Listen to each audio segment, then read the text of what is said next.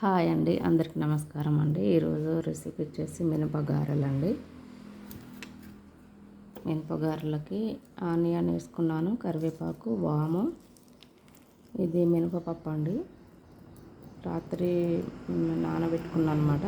నానబెట్టుకొని మిక్సీ పట్టుకున్నాను. కొంచెం సాల్ట్ వేసుకున్నాండి. అంతే అండి. ఒకటి ఉల్లిగడ్డ కట్ వేసుకున్నాను డైరెక్ట్గా. కొంచెం వెల్లుల్లి రెబ్బలు కూడా వేసుకున్నాండి.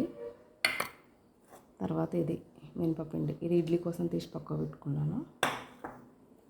పచ్చిమిర్చి వేసుకున్నాను, ఇవి మిగిలిపోయినాయండి, పక్క పెట్టేసుకున్నాను. కరివేపాకు,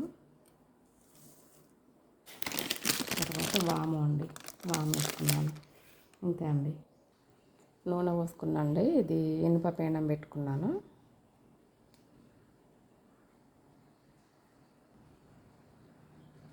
ఇందులో వామాకు కూడా వేసుకున్నానండి.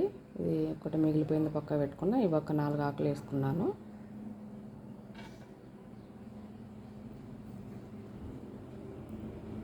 చిన్న ముక్కలుగా కట్ చేసి వేసుకున్నానండి. ఇదిగోండి పీసులు, చిన్న చిన్న పీసులుగా కట్ చేసి వేసుకున్నాను అనమాట.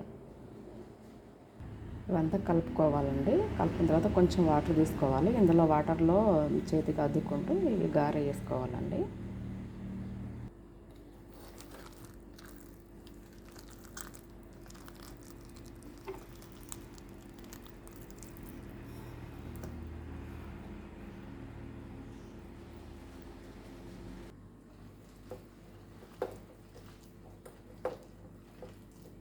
మినపగారె చాలా మంచిది కదండి హెల్త్కి.